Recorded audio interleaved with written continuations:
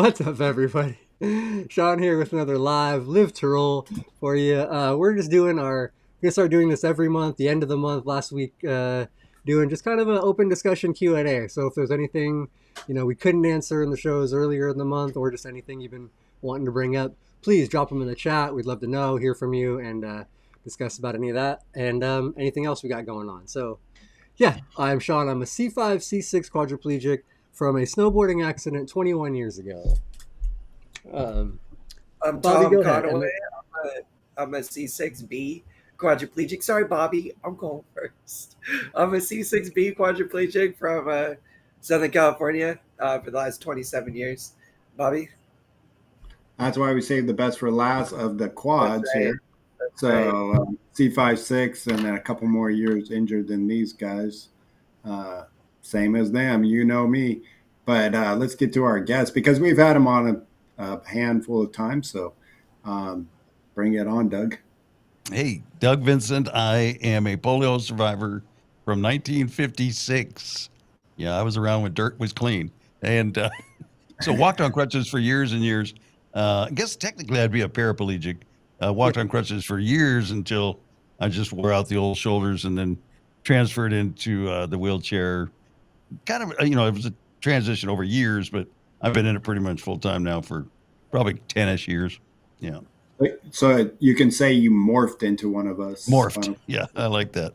I didn't know you had the mighty morphin power. I'm a transformer. There you go. No, that's cool.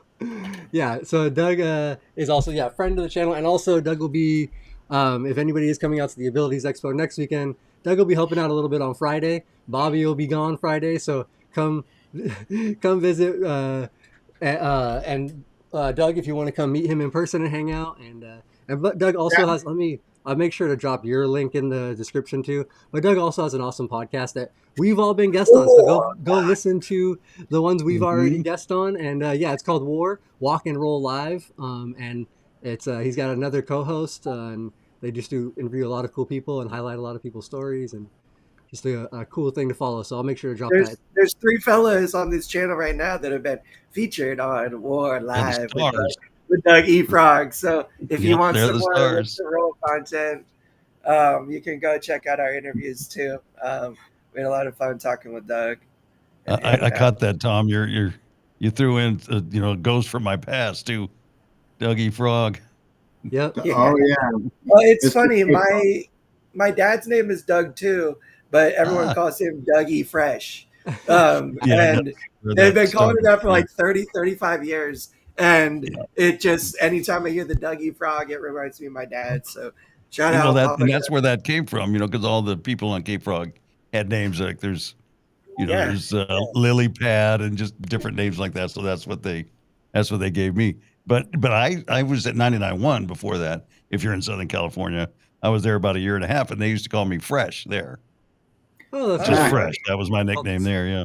Fresh. Well, there's a really famous hip hop artist, and he's like a beatboxer. He's one of the original guys who like popularized beatboxing, and his name is Doug E. Fresh too. Yeah. So there's lots of like plays on Dougs out there, but I always thought it was odd that they gave me that name on a country station. Because it is more of like that rap hip hop sort of name, but right. Hey, people, I feel like everybody knows it, and it does. It's a good. It fit actually. I feel like it's good. It sounds good. So I'm all right with it. What's so great though, in the late 90s, I was into country a lot, and when we would go down, and before I was living here in Orange County, we'd come down here and we'd get K-Frog. Or I used to go to the NASCAR track, and so then you can pick up K-Frog. And I heard, Mr. Dougie Frog on the radio, a handful of times, or more than that, I should say. And years later, who would have known that? Wow, I met Doug, and he's actually in a chair, or has a disability, and been on his show, and he's been on our show. It blows my mind away that how because obviously you didn't get on the radio at K-Frog going, oh, hey, what's up, everyone? I'm a polio survivor. Nobody would have known. That's the beauty of radio sometimes. I started out and I was in San Luis Obispo for 8 years, with the beginning of my career. And I have a lot of family that lives in that area. And so, I would do things like the ski report, and I don't know why I would talk about skiing and stuff. And my aunt used to get the biggest kick out of that because she'd tell me later, I heard you talking about skiing. You can't ski. So That's one of your aunt's throwing shade. A little bit of exactly. You She's can't. outing me. Yeah, I know. I like That that. is You cool. can't ski. And also I wanted to shout out real quick too, Unbreakable Tony in the chat. He does DJ live DJing on Twitch. We most Mondays, but I think he's maybe been taking a break a little bit. But he said he's gonna play a 6-minute Dougie Fresh on his next one, I think. Cool. So that's one cool thing about that Twitch platform is you can have music, copyrighted music in the lives. You just can't keep them up there after the live is done. That's what he had explained to me. But it's cool. They have awesome little hour-long DJ sets. Just hang out, and listen to music. Me and Lee have done it a bunch of Mondays. Just kind of hang out with him for that hour and just have the music playing while we're doing stuff around the house and stuff. So yeah, shout out Tony in the chat there as well. So yeah, what's up with you guys? Anything going on? Tom, how's everything? I know you had your thing last Friday, and I don't know if you want to talk about that at all or not, if you care. But if not, no worries. Just how's everything going? I had my thing, and my thing was a little complicated. Of course. And yeah, if anyone was wondering what my thing is, I'm not talking about my penis, but it did involve my penis. That was a close one. I had a little procedure where they attempted to remove a bladder stone from my bladder. The bladder stone's still inside me. It's like it got resorbed into my tissue of my bladder wall. It like got stuck into the side of the tissue and it like healed around it. So next steps, trying to figure out what to do next. I'm okay right now. The doctor is like, you're gonna be fine for the near term. The only like big issue with it and why he didn't remove it from like the bladder wall is because it's right next to where the catheter port like connects to my bladder. So I have a Mitrophanoff. I catheterize through my abdomen. It's a tiny little port right here on my abdomen, right next to my belly button, and where the catheter goes in, like where it connects to the bladder, it's just like a little small hole. He didn't want to cut into it for fear of scar tissue growing back and blocking the port that connects the like pathway to my bladder. He's also afraid of like possibly cutting a blood vessel that like feeds the structure and all the tissue right there, and it could like potentially collapse and like not be usable as like a port for my catheterizing anymore. So I don't know. I got an appointment in another week to go and talk to him. I haven't really got a chance to talk to the surgeon after they put me under.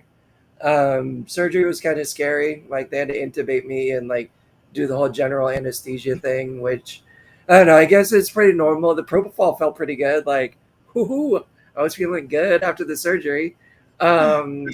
But it was just really nerve wracking and scary. And like my arms all bruised up from the IV. And I've been bleeding out of my urethra for the last couple of days, which has gotten better. Like it's lessened over the last couple of days. But it was like all the fun of getting a surgery, but none of the positive results of like, conclusion or, like remedying what's going on. I'm a little worried that I'm just going to continue to deal with the bladder sensitivity and the neuropathy and the discomfort that's been a result of all of it and not really come to an easy resolution. But I'm at one of the best hospitals in the world. I'm going to be speaking to a reconstructive bladder specialist as well. He's like someone that kind of specializes in the unique nature of my bladder. I have a reconstructed bladder. I have like small intestine tissue sewn onto my bladder to like augment it and make it bigger, in addition to the Mitrophanoff. So my situation is very unique. So yeah, I'm just going to be taking it a step at a time. Shout out my mom and dad. I'm very, very thankful and grateful to them for coming down here and taking care of me and spending the night with me and making sure that I was okay. And my mama being there with me during the procedure and stuff, because it is kind of scary and difficult to do on your own. So I'm very lucky to have them and have their support. And yeah, just next steps, baby. Try not to be too discouraged or depressed. Wow. Yeah, man, that's But got to be. a little easier said than done, but it is what it is. It's a quad life. Can you name the hospital? What's the hospital? USC. It's the USC. Norris Cancer Research hospital, and I don't have cancer. It's just the hospital that I'm at, and it's like where the urology office works out of. And yeah, Dr. Wynn was my stone surgeon, and I had a lot of confidence with him. He just seems to be super knowledgeable, and his name in the game is like not wanting to complicate my urinary process any further. He just wants to, make things easier. So it was like very disappointing to go through the whole surgery thing and the anesthesia and stuff and really not have anything done. But they had to go in there with a camera and look around and kind of assess things anyways. So it was some small progress, and that they have a lot better picture of my bladder and what to do and like kind of this current status and where we can go moving forward. Um, and I'm appreciative of that too, that Yeah.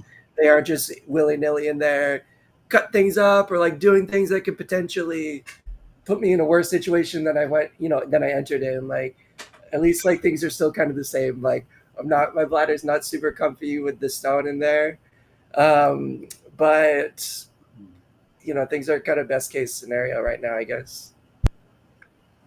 Did you go home that same day? Man. Yep. I went home that same day. And he I woke up and I was like, let me out of here. Like, let me go. And they got me out of there in like 20 minutes after I woke up from surgery. It was wild. I was like, I've never been sent home that quick before. They were like, yep, your blood pressure's okay. I didn't have to do any like respiration or like any other kind of tests. That's the nice thing about, how do you pronounce it again? Propofol or whatever. Yeah, propofol. Yeah. Yeah, because it puts you under, but you come out of it very nicely without all the Yeah. recovery time and all that. Yeah. When they were taking me in, my legs were going crazy. Like I was laying flat on my back and my legs were spasming nonstop. And I was a little worried. Like I was getting all self-conscious too, because my legs are just like constantly spasming. And I was like, I'm really sorry, you guys. Like, I don't know, like the way to kind of fix that is to kind of put me in a sitting position a little bit. And they made it even worse because they transferred me onto this really hard board that was like on the operating table. And the anesthesiologist looks at me and goes, don't worry, man. I got something for your legs. And I'm like, all right. And then he just starts to inject drugs into my IV. I'm like, okay, bro, let's go. And yeah, it was chill.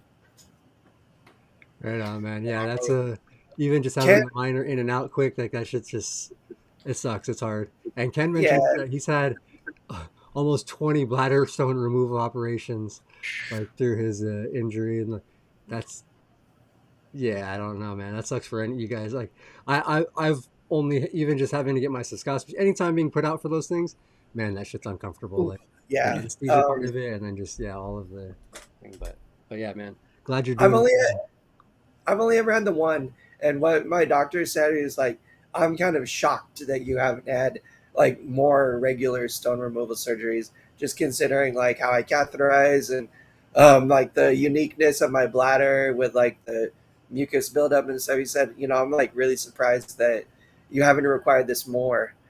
So I am, I guess, count my lucky stars that I've had a pretty healthy bladder for as long as I've had, and yeah, just got to move forward. Yeah, knock on wood. Did you have much dysreflexia from it? From the procedure? Yeah, afterwards. No, I was pretty. They gave me some. They gave me some fentanyl after the procedure. So my body was feeling all right for like 6 or 12 hours. I came home. We had some In-N-Out burger.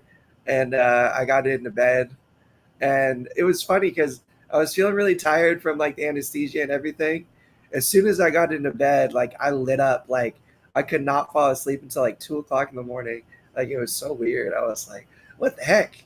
But they didn't give me any like follow up drugs. Like I said, I've had some bleeding from like the shoving the camera in there, and I don't catheterize through my urethra, so like I'm sure he said that they were gonna dilate it, like go in there with like some heavy duty stuff, and it's to be expected. Like anytime you're bleeding out of your penis, it's not an awesome experience, but it's lessened up over the last couple of days, so nothing to worry about. And I'm not really like having too much discomfort. My bladder's still sensitive. Like I just have a lot of sensitivity in my abdomen, like right where my bladder is. I get a lot of neuropathy. I don't know. Again, like I kind of was attributing it to the stone. Maybe the way my nerves are wired, like that area is just extra sensitive for me. Yeah, man, that's But I'm working on it with my doctors. I got some follow up scheduled, and I'm sure you guys will hear all about it. Yeah. Well, hopefully they got some good information from, probing around in there. Yeah, that's what I was thinking, Doug. Like, I'm still kind of like intrigued by when they went in there because they were going to blast it out, right, Tom? Yeah.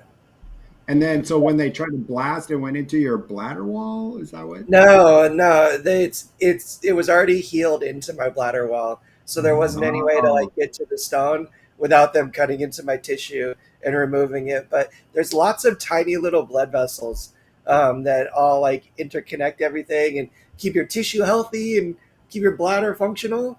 And you can see it. So he sent my mom the video, like the pictures, the images, and the video that they took in there. And I mean, it's hard for me to watch because it's just like too like gross and cringy and weird.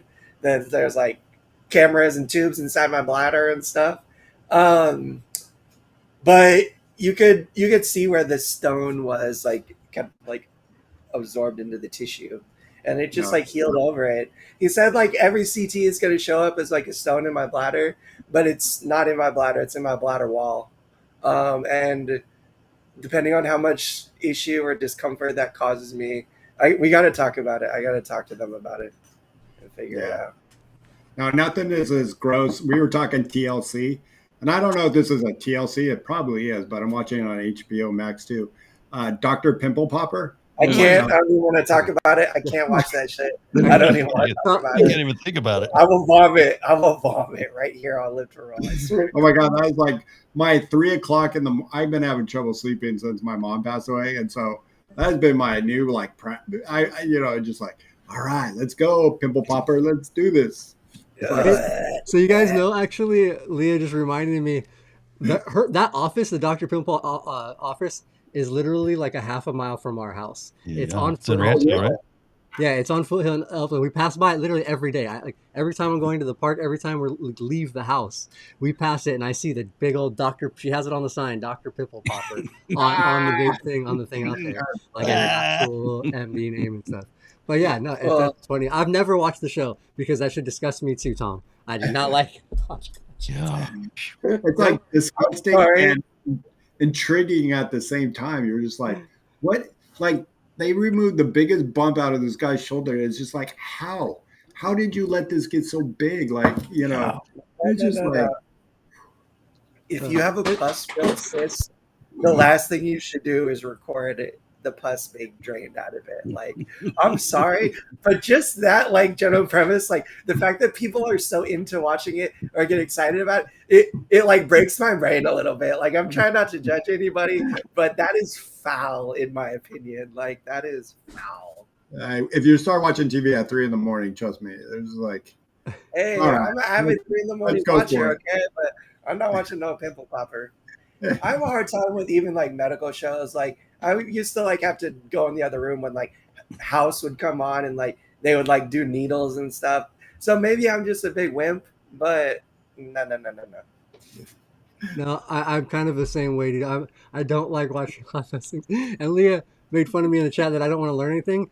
She will watch not the Pimple Popper ones, like I mean surgical procedures, like stuff that's like disgusting, like things that have happened. And I'm like, no, I don't want to see it. And she's like, no, but look, just look at it, just look at it. And I'm like, oh my god, like That's it's where I torture. draw the line. Yeah, I don't need to see any cutting open. All that stuff. Yeah, no, I have trouble watching that stuff too. And that's what people always make fun of me for the needles thing, Tom. Like, I hate. I won't watch myself get an IV or a blood draw. I will look away this way while they have my arm over here. Like I will. I can't. I don't like. It's gross. It's.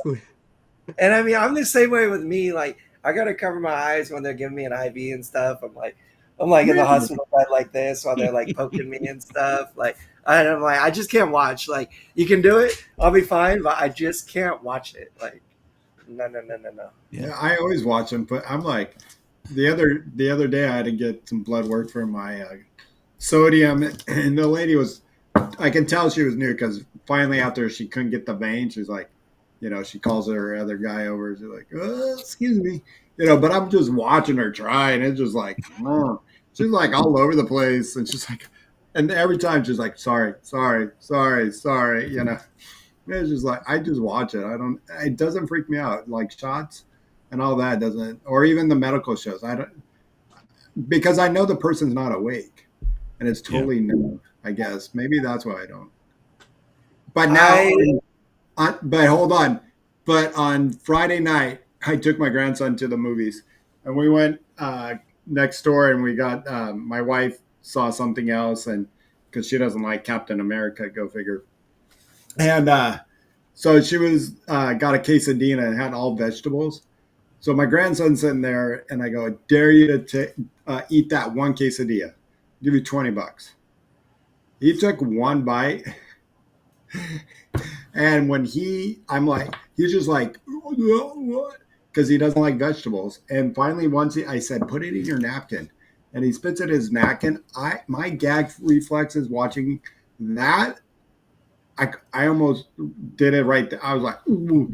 And my wife's like, are you kidding me? Like, I was like, I can't watch that. For something about coming out the other mouth, I was like, nope, can't do that part. I can watch the pimple popper, but not that. I watch pimples all day, but yeah, I get the intrigue part. I did the deep dive into Hoarders when it was on. I probably watched the first 8 or 9 seasons, and I couldn't wait for the next one. And it started with like some clutter, and then it just kept getting worse and worse. And every time you would think, that's it. It can't be any more crazy than that. Then they're saving their feces and their urine, and they're like in 5-gallon buckets, and no. And then the next week after that one, I remember seeing the one where the guy was literally living with 1,000 rats, just running through his walls and everything. Oh yeah. Oh goodness. So, but I couldn't get enough. The human condition is an interesting one. That's it. That's what intrigues me, Tom. Is where do these people get in that place in their mind where this is, and I can remember walking through different people and just kind of like step by step, this is, because the psychologists, they'll never say this is weird, but they're kind of what they're trying to communicate with them, that this is different. You saving your feces in a 5-gallon bucket until it's full and then taking it out to your lawn and pouring it on your lawn. No, that's weird. That's weird. Yeah, that's weird. Yeah, they say some people, didn't put it on her, but it's like some people might find this unusual. And the look on this woman's face, looking at the psychologist and like, really? This is odd? Yeah. No, I mean, it's not something to do every day. Mental health is a real thing. Yeah, that's it. Yeah, that's it. One time I went out to a house that, I was selling wheelchairs at the time, and they're like, and I said, do you have any steps up to your home? Because I'm also in a chair. And they're like, oh no, it's get in easily, but your wheelchair is not more than 32 inches wide. I'm like, no, I'm in a narrow chair. And they're like, okay, good. When I got to their house, I figured it out, because the husband was such a hoarder that he made pass for his wife, who was using a walker at the time. I was selling her a chair, but made paths because everything was piled up so freaking high. Newspapers after newspapers after newspapers. Yeah. And that his is wife's like, crazy. he can't throw him away. I don't know. He's a freak. And she had something else. And I'm like, I think match made in heaven here. She had something else that was weird. And that's what you figure out when you watch those for any length of time. They've had some trauma in their life, loss of somebody, and it triggers that. And it gets to be, you know, very, you understand from episode to episode, they're very similar in kind of the trajectory that it takes. Yeah. And it's Mental sad. health. Yeah, Yeah. it is. Mental health. And there was some discussion in the chat. I'm all about like learning. Like learning is one of my favorite things to do. Yeah. Like medical research papers are mentioned. Like I can read about like surgical procedure and like medical procedure and like medical research and stuff all day long and find it fascinating. And like I can do that, but to me there is little to be learned from watching someone extract pus from a cyst on somebody's body where they waited a few many months before they went and got some medical treatment for it. Like, I'm sorry, but like, I don't know how much there is to be gleaned from that. And like the horror stuff is like, again, I find the mental health aspect fascinating, but at the end of the day, like I end up feeling like a lot of sadness and like kind of like just really bad for these individuals. Like I can only imagine how difficult a disorder like might make living a normal lifestyle and stuff. And I don't know, we were talking about this before the show. Like a lot of these shows are like guilty pleasure shows. Like, I'm sorry, but I don't want to feel guilty after watching a show. Like, I think that is on premise. Like, like this like guilty pleasure. Like, I don't want to feel guilty after watching someone's, like life be portrayed on television. But that's just me. Yeah. Can we talk about a comment someone asked earlier? Yeah. Milton Alejandro Hernandez Lopez. I don't know if you're still listening, but earlier you asked in the chat, have any of you ever tried penile vibratory stimulation? Yeah. For anybody, we talked about sex last week. We didn't just talk about sex. We talked about dating and sexual function and all kinds of stuff. So if you want to go check that show out, if you're paralyzed, paraplegic, quadriplegic, vibratory stimulation is one of the common ways that people are able to achieve orgasm after injury. Used it. Yep. Commentary on it. I don't know. It can be.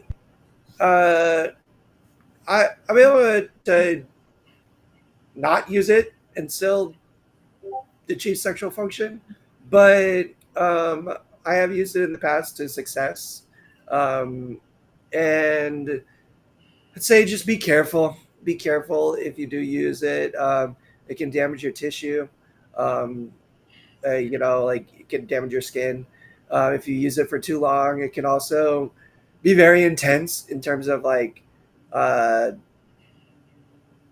sensation, and that it doesn't always result in like good sensation like you're hoping it will be. It can sometimes lead to too intensive sensation and like lead to like autonomic dysreflexia. It's very, very, very, very, very common when using vibratory stimulation that autonomic dysreflexia can be a side effect of that.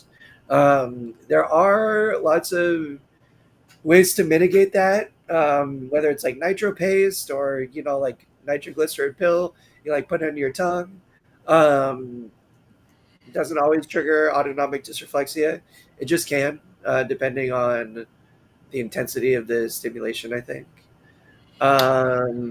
Anybody else? Also, you have to be careful depending on the vibration rate. You can cause a sore in that region, depending on what device you are using. But there is one out there that can really cause a sore very fast. The one that is more recommended for SCI users. Also, yeah, I've tried it. It doesn't work. It did not work for me. There was some excitement there, but nothing that I would say that was really worth using for the future.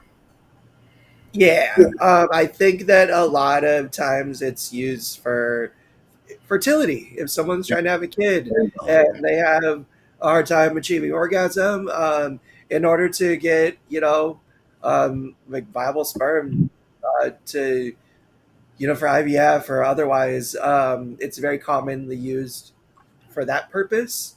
Um, and yeah, I'm sure a lot of people use it just for good old wham bam, thank you, ma'am sex. And that's great too. I'd say shop around, try out different vibrators. They are not all built the same. We mentioned this last week. You're not so much looking for this, like frequency or speed of the vibration, but the amplitude, which is like the intensity of the vibrator. So like how much it moves up and down. Um, that isn't always readily listed on like the description of like the device that you're purchasing. There is one, the Ferticare, which is like an actual medical device designed for what we're talking about. That's a very expensive one. I think sometimes you can only get it if you have like a doctor's prescription, or maybe that's a benefit of it is you can possibly get it approved through your insurance or something. But there are vibrators on like Amazon that are like a fraction of the cost. I mean, like 1/20th of the cost, and they'll do the same thing. Sometimes you just need to look at the details of whatever it is you're purchasing to ensure that it has like a high enough amplitude or an adjustable amplitude versus just like the frequency of the vibration. yeah, and Milton is using it for the purpose. I think that most of those are out there for, especially the one for SCI. Just Milton, be careful of a causing a little bit of a pressure sore wherever you put that device.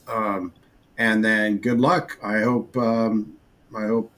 your loved one, your wife or partner, and you can get pregnant here. And wish you the best of luck on those. I'm glad you saw a doctor. That's something that you should maybe talk and consult your doctor. So um, kudos there, thumbs up. Yeah, Milton, good luck. That's all I have to say. Yeah. Um, Best of luck. Yeah, The uh, I'll just mention it too. It's very often used to like achieve orgasm, like post injury. Um, and while that can be all well and good and great if you're able to, that is not like the end all be all to sex. It can also be like kind of embarrassing when you have to resort to like using like a sex toy or something to maybe help you get to that point. I don't know. People use sex toys all the time. Like it's very, very, very, very, very, very, very, very, very common. And I don't think it should be necessarily looked at as like an embarrassing thing. You just maybe try to like reframe it in your head. You're just like having fun with your partner or your loved one, and I, that's all I, it's got to be. exactly, and like I mean, a lot of people, and I always suggest using sex toys, like foreplay sex toys. All those things are great to have in a relationship, like or on your own. I mean, either way, it's totally like like it doesn't like how whatever you're doing. There's no shame in any assistive devices like that. Those things are made for a reason, and they can be very helpful in the bedroom. So. And I also just want to reiterate what John said. Even if it's on your own, masturbation is super healthy and it actually can make sex with a partner better because it helps you have a better understanding of your own body, of, like what works and what doesn't, and to just like understand how it all works. There's only one way to figure that out. And while you certainly can do it with a partner, you can totally explore on your own too.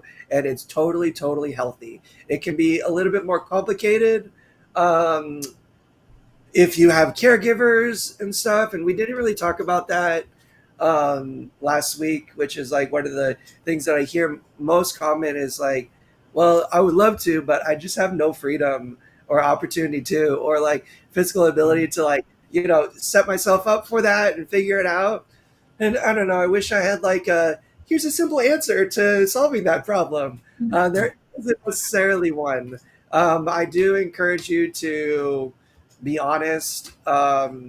I don't know, it can be really difficult if you're taken care of by your parents or something. Like, I don't know, I couldn't have that conversation with my mom and dad. I moved out so that I can order a sex toy to my apartment and not worry about, like my parents opening the box or something. Like, I moved out of my parents with like one of the big reasons being that, like, just being able to explore my sexuality more and like having the freedom to do so.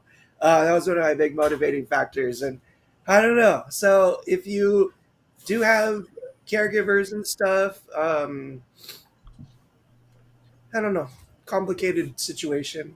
And I think it's maybe like individual situation too. Like, not everyone's circumstances is the same. So Yeah, and I was gonna say on that suggestion, there is, I think it's called Cripping Up Sex on Instagram, and she runs a sort of blogs thing like all about that, and also like she has a whole like page on her website I think about hiring caregivers that like if you're unable to do things on your own, like finding ones that are sex positive, not like a sexual relationship, but they're willing to assist in those type of things. I think Bobby is trying to be cool here still, I'm like, my mind just got blown that there's but but yeah, she does have a full thing talking about how like because for her I think she has CP I believe, but it's pretty like you know more severe than like other cases, so she can't do it on her own. So like she basically finds sex positive caregivers that can help her. So there are things and like that out there. and that can be something that you could ask in the interview process when you're hiring someone. It's totally okay. It's not like you're asking them to be involved in sex or anything. It's just like, hey, like if I feel inclined and I ask you to set me up before you leave at the end of the night for, Yeah, yeah. like, was that something you're willing or able to do? If they're not, and if something that's important to you, then, you move on to the next person. Like, it is a very totally reasonable request. And while I think a lot of people can like view it as taboo, you just need to find someone with a little bit more of an open mind. Well, it Um, seems like they're already doing some intimate things to help you just in your life as a caregiver, right? yeah, yeah. I mean, yeah. I mean, this is kind of the They're final, sticking their finger in most your butt. intimate. I mean, Yeah, there you go. might as well. There's some of that going Yeah, on. there is a huge difference between Yeah, doing yeah, digital stimulation for a bowel program and trying to yeah, using that for sexy time or whatever. yeah. Yeah. And if you're blurring the lines with someone who isn't okay or comfortable, then that is wrong of you and something you need to not Well, do but ever. I mean, I think you that's can. sexual assault and stuff, and like the lines between personal professional care, and that kind of assistance is night and day. And Yeah. while it is very intimate, the care we often receive, it is not, receiving sexual services. And if it is, Well, all parties need to be consenting. It needs to be very clear. yes, And I yes, yes. honestly, like, I have a lot of thoughts and feelings on people that overlap with care and doing sex. I know it can be awesome and it can work, but it can also not, and it can also be very complicated. And it's so nuanced and it's so individual. Like, every situation is different. So yeah, just be mindful of all of that. Yeah, very well Maybe said, Tom. Because I certainly wasn't advocating anybody springing on somebody. Definitely a lot of conversation before you would get to that point. Yeah, if you already had yeah, a caregiver, yeah, definitely. yeah, I agree. exactly. And to answer your question, Mickey, I don't know. My sensation's complicated. I don't have any sensation from about mid chest down. So no, I don't have any sensation in my penis. I how do I say this? I've written about it before, but it's a little bit different describing it. I get once like I'm aroused and like stimulation to my penis can cause stimulation to the rest of my body. It can cause like good nerve sensation to like my chest and like my head and I don't know everywhere on my body, everywhere that I can feel. Um, Once I'm like, and again, I'm saying this not. I don't want to be inappropriate or anything. I'm just trying to share my experience. So if anybody relates to it, can gain some better understanding as a result of it. I'm just trying to be as honest as possible. I don't really feel much at first, but once I have an erection, I do get some kind of stimulation from it. It's difficult to describe because it's But not traditional like feeling that everyone experiences. But the feeling, it's kind of like a more full body thing that I get, and the closer I get to like orgasming, the more intense and better that sensation gets. And it certainly stems from that area. So I don't know. That's as best I can describe it. that, one of her question was though, is do you feel cheated? And I'll answer that before you is in some ways, yeah, I feel cheated, that it's not the same. Um, but we know, and I think what you're trying to say, Tom, is I'm just like being able to push my own chair. I'm happy I got that. I'm happy that I'm still alive after an injury. I'm happy that somebody can love me, and I'm happy that I've been intimate. But in some ways, I feel cheated. But I also feel cheated that I can't go rock climbing whenever I want to. So I mean, I think we feel cheated. I don't know. Do you feel it? Like you're It I oh. complicated. I never had the experiencing of like sexual like stimulation or orgasm or anything before my injury. So I don't have like a reference for what it's like without being paralyzed. I like totally learned about my sexual function and stuff post paralysis. So it's hard for me to feel cheated from a sensation or experience that I never got to experience. I've had partners that are awesome, and I don't feel cheated in any way, shape, or form. For many, many years, I had a partner who did feel cheated and really struggled with sensation and intimacy. And I don't know, when you're with a partner that has a hard time receiving pleasure and also giving pleasure, and I'd say maybe if anything, I felt cheated just having a not great partner to have sex with. But I've also had partners where I don't know, mind's blown, everything's awesome, and there's really no negative or downside to it. So I think it really comes down to the person that you're sharing the experience with, um, and your open mindedness to the experience of sex, and what that means to you. Like, if your only goal is to achieve orgasm, I would say that's like a very limited view. And if you're not able to, then you get frustrated or you feel cheated.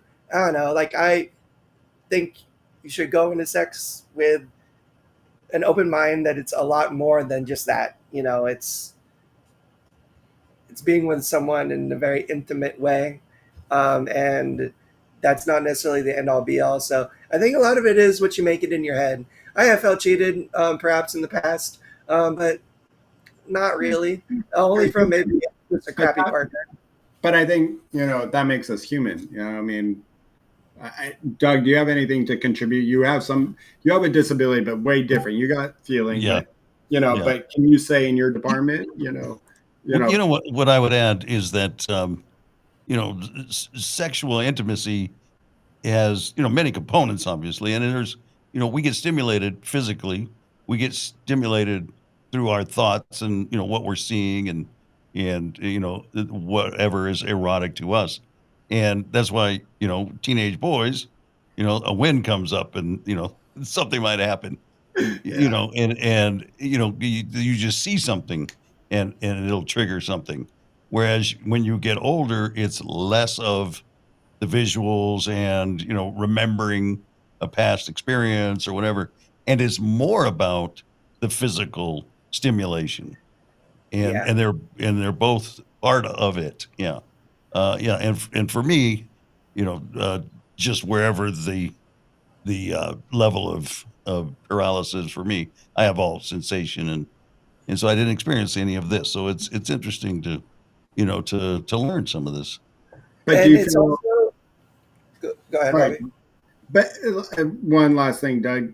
Yeah. But mobility is an issue, and especially now, maybe at a Yeah. older age. Does that play into the factor? Well, yes, I think so. It's been a while, and so my I can put you on the mobility spot. deteriorated quite a bit since the last time. Yeah, so it definitely would be some different kinds of activity. I just wanted to mention too, we did talk about this in more detail last week, but just since we're on it and you brought it up, um, getting like an erection just from being aroused, or like you said, like the agenda wind passing by, or like thinking about a past experience that you had. That's called it. It's called a psychoactive sexual response. So like it's your brain stimulating your body and telling your body to make things happen. That is very, very, very uncommon for quadriplegics and paraplegics Yeah. post injury. Usually it comes down to physical stimulation, and it can like stimulate what's called like a reflex erection from like actually like stimulating your genitals. And that's way more common to happen post injury. So if you're as horny as can be and things still aren't working, just understand that that the reality might be that you need some physical stimulation to achieve anything, just because that's how your body works now. um, all of the above can be difficult for some people, and again, it's just kind of how the cards are dealt, like during your injury, how much nerve damage you have. Like there's a lot of difference between like incomplete and complete injuries and all of that. The cool thing about sexual function and stimulation is it travels through your autonomic nervous system through a nerve called it's like the vagal nerve or something. And even individuals like with complete injuries or more serious trauma to their spine can still sometimes have sexual function because it's an autonomic nervous system response. It's not a part of your central nervous system completely.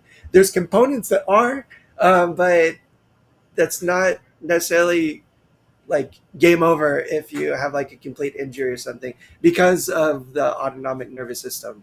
So do your research, people. That's the only way I know as much as I do is just from reading research papers and studies that people have done in the past.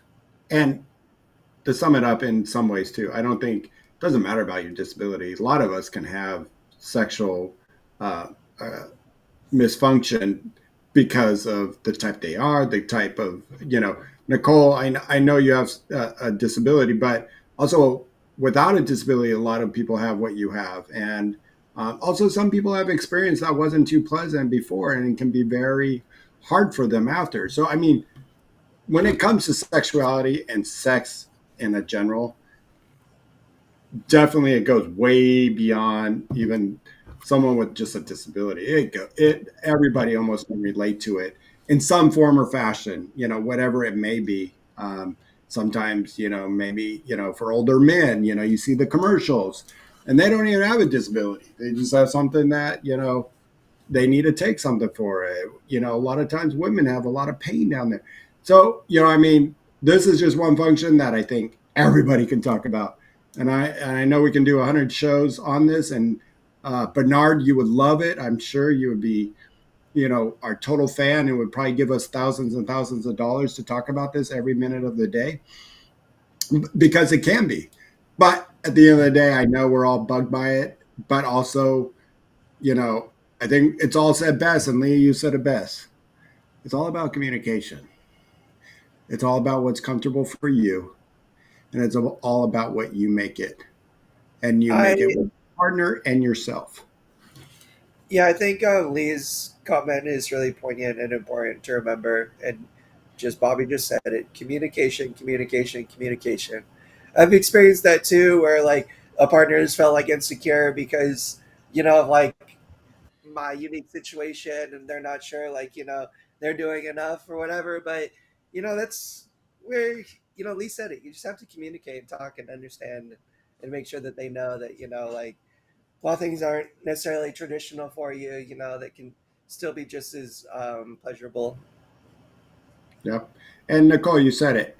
You would like to have sex, but you pay for it for other reasons. I know I want to take those types of pills that help me out, but they cause me major headache or heartburn, whatever it may be. And I know that it's common with those.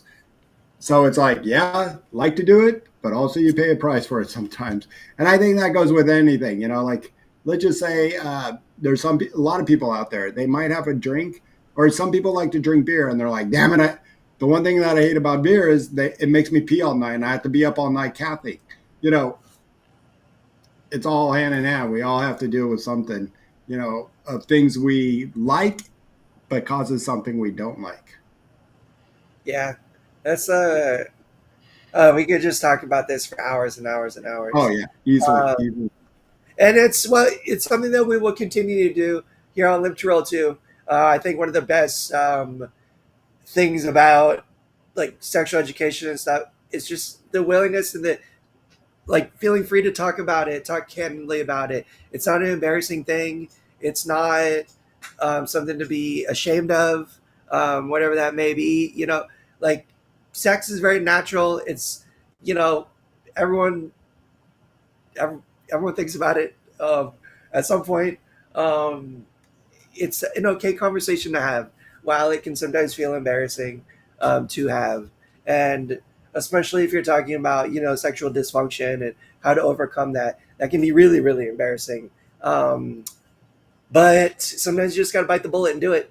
Really encourage everyone to talk to their doctor about their uh, body and sexual function too, if it's something on your mind and something you're curious about. Yeah. Yeah, no, definitely. Like you said, communication is key. Make sure to talk to your partner if you have somebody in your life, and figure out the best ways to, both be able to have a good, meaningful connection and enjoy your sexual experience. And And if you don't have a partner, talk to yourself. Talk to your own there body, you okay? go. Dirty talk to yourself, okay? Like, get things going. Figure out what works. I I promise it'll make like time with your partner better the more you understand about yourself. have a big question for you, Shawn, Yeah. about Uh-oh. you and about you and Leah. It's huge. Um, Okay. is it really true that I don't even know how to ask this? You can go to In and Out and get a churro. Is that true? I No, but in I didn't. LA, when you're waiting in the line, there's merchants that come up the side that sell churros that are Okay. warm. So I was waiting in the line to get my burger, but it was a long ass line, and I was tired from the event. And dude came up and he was selling churros. It's like, hell yeah, we want churros. We'll take All right. two. But In and Out, if you're listening, you got to sell churros because then I might go to In I, and Out. you sell churros in the line. That In the it makes that line. drive-through line way easier, man. Have you seen the In-N-Out lines lately? I mean, that shit goes like they got two people out there or like taking orders. It's like down. I was literally not even in the parking lot when we bought that. I was down the street still trying to pull into the parking lot in the line. It's almost longer than my penis. I'm just kidding. But But um, yeah, that's where I go. Yeah, we're gonna go to something simple it's, here. that's what she said. Tony said. Yeah. But yeah, no, that was funny, and that was actually a very good churro. I honestly told Lee, I was like, maybe we should circle back around and buy another one after we got her in and out. But- Yeah, you're right, Lee. Churros are sex. Come on. Can we do our sponsors, then maybe answer Alba John's question as a kind of way to wrap it up? I think that's a really good question, and also maybe like a good way to wrap the show. Yeah, no, that's good. I was actually just gonna get ready to start to try to do that. So perfect. Do one of you guys want to do the sponsors for the day? Mobility Professionals, your one-stop shop for all things durable medical equipment, wheelchairs, shower chairs, standing frames, and the like. If you're lucky enough to be in beautiful, sunny Southern California and you're in need of any of these devices, I really encourage you to reach out to Mobility Professionals. They can help navigate your insurance, make sure you get sized up and into the right equipment at little to no cost to you as possible. Their sister company, Urology Professionals, is national, so you don't have to be in SoCal, although you're lucky if you are. But anywhere in the beautiful US of A, if you find yourself in need of anything urological supplies, catheters, and anything related, they can help get it to your door regularly without skipping a beat with your monthly supplies And similarly, they'll help work with your insurance and navigate that side of things so that you don't have to worry about billing, and hopefully little to no cost to you. Yeah. All right. Thank you. We would really do appreciate our sponsors. Please go ahead and check their information out down below if you are looking for any of those medical supplies, equipment, anything like that. So we appreciate them and their support. And they will be at the Abilities Expo, also pretty near us. So make sure to come out, visit everybody. Lots of cool stuff to see there. All right. And then for this week, we got. Oops, where is my. Oh, do I? All right. I'm gonna have to copy him onto this scene. I don't have my updated do Tom's one on this scene. I don't know why. I have it on the other one. Let me double check. Bobby's not approving. But Tom, if you want, you can shout out and talk about what you got going on tomorrow. Yeah, dude, no worries. A lot of you probably already know what happened to Doug. Where'd I go? Oh, did it show that live that we switched to 3? Oh, we're supposed to be. I'm doing an adaptive cooking show, and not just cooking, but like life. You hurt my feelings. It's supposed to be on preview mode, so I can do things without you guys seeing. Gotcha. But obviously the program's having an issue. Sorry, Tom. Yeah, go ahead. So if anybody is interested, come and join us tomorrow, same time, 3:30. I've been doing some adaptive cooking. We're not just doing cooking, but we're talking about like skills for independent living, just, like kind of like adaptive life skills, if you want to call them that. Most of them are just on how I live and survive and navigate as a quadriplegic relatively independently. But it's pretty focused on cooking and other similar things. But we talk about lots of different stuff. It's a good hang if you wanted to talk about any other topics that we don't get to touch on from the show. I am missing these guys, but I don't want to toot my own horn. I can do a pretty good job of covering most topics on my own. And yeah, Bobby can attest. He's been hanging around the last couple weeks. Fun, man. We have a lot of fun in that chat. Give me a review. You showed it today. Thank you for articulating what I was trying to say with all the names, the scientific names. Thank you. Thank you, Tom. No, it's a lot of fun. We hang out. My favorite thing to do on that show is to make fun of Tom. So come out if you want to make fun of Tom. I'm ready. I'm ready for Tom's next joke. Here, listen. So whenever you got a joke, Tom, I'm ready. Nice. I appreciate it. I appreciate that. And yeah, feel free to come make fun of me. But if you get banned from Live to Roll, just realize that might be an yeah, so guys, make sure to check that out. And then on Thursday, Bobby will be back with the crew with Robert and a little bit of the newer crew with Chad and Paul joining as well. So check them out on Thursday. And just to remind Bobby, you're going to be running that show on your own Thursday because I will be in Big Bear skiing. So just reminder on that one. Hey, are we going to rave with Bobby? Let's go, dude. I know Bobby's got all his effects on and stuff. I guess we're going to have to start to do the... I just found these like a minute before we got on today. I was like, wait, what does this button do? And then I did all the toys. All right, I like this. That is awesome, man. So I'll have to try to figure out those too, I guess. Here, I keep trying to think about downloading different sound effects. So we have some fun sound effects like you've done, but I'll have to work on all that stuff. Oh, we got to get on you. And then shout out to just wanted to make sure to shout out one more time. We'll still have one more show before, but we will be at the Los Angeles Convention Center, the Abilities Expo, March 7th, 8th, and 9th. So that's next weekend, Friday, Saturday, Sunday. The event's free. Please come out. And I know it's under new ownership, and they have a bunch of like celebrity type people from the disability community coming out, like Wheels and the Rolettes, and I forget what their real names are, but Squirmy and something, the little dude and his wife that are on Instagram, they're popular. Sorry, that was way to describe it. He's one of the hot tub boys, if you guys know. What?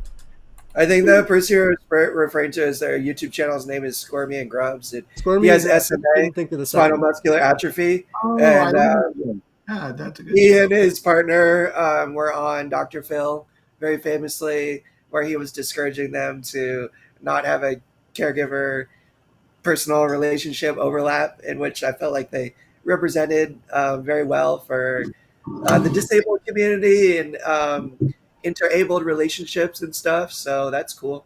That's why Shout that Dr. out. Phil is not a real doctor. He doesn't know what he's talking about. It's Dr. discouraging Phil's them. a fucking nut, okay? Oh, he's helping out He- with governmental stuff now, so you better watch him and RFK. Oh, you mean he's are- accompanying people on ICE raids? Because No, that's where we need Dr. Phil. You know, like persecuting people, you know, persecuting immigrants and you know, racist policy.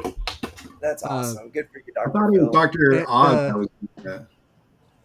Yeah, it was Dr. Bernard Phil. asked in the chat about if on Saturday. I think they'll be there all weekend. The Abilities Expo has been advertising that they're going to be there all weekend. The Squirmy and Grubs are kind of their celebrity guests for the weekend that they're bringing out for whatever. Oh, they do that roll with what's that? The other couple. Roll with Cole and Charisma, yeah, they're and they're all friends. They do their like social media stuff together. They'll probably be there as well. So you guys And can come I'm visit. sorry, why are they so popular? Just because they have a relationship and sleep together? Maybe that's what we got to start doing, Bobby and Shawn. Is if we all start fucking each other, What? get Not popular. a problem. I think what we should do, and you guys might not know what I'm referring to, and that's probably good, but the three of us need to get into a hot tub together and take a picture, and that's gonna blow us up on There social we go. media. Yeah, 'Cause we need if anybody hasn't seen that picture yet, check that one out. But anyways, The Live to it Roll would be cool to meet you. OnlyFans featuring Shawn and Bobby and Tom, exclusively the three of us, is coming soon. So be ready. Nice. But anyways, come out, visit, hang out, and also just got some new merch. Literally, like an hour before the show, I just got these shirts dropped off here. So they're the Never Stop Pushing like we always used to have, but instead of just the standard Live to Roll on the front, now we have the Heartbeat logo. As you can see, and I updated it. It's got a microphone on it representing our podcast. So I think it's a cool shirt, cool design. Come check us out. Come check it out. Get your new shirt and be part of the Live to Roll crew. Bring an extra large. I'll be picking one up on Friday. All right, saving Doug an extra large. All right, perfect, man. But yeah, so come check us out, and we'll be back again next week. Like we said, we still got a couple more streams for this week. Hang out with Tom, hang out with Bobby the next couple of days, and yeah, thanks for supporting everybody. We appreciate all you guys' support in the chat. It's been an active chat day for sure.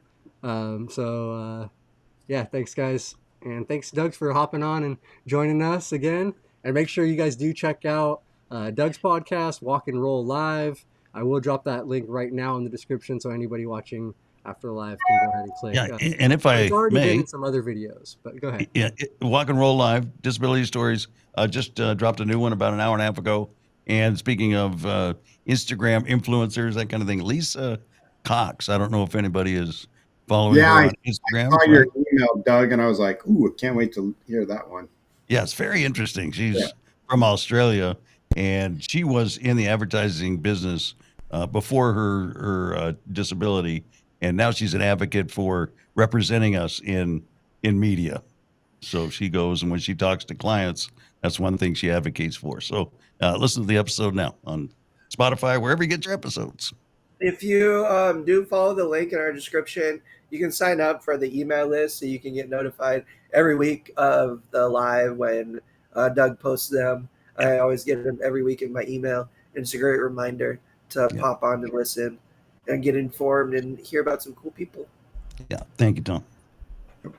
Yeah. So thank you guys again for watching. Make sure to follow, and we'll see you guys soon. See you on the next show. Live to roll, everybody. Peace.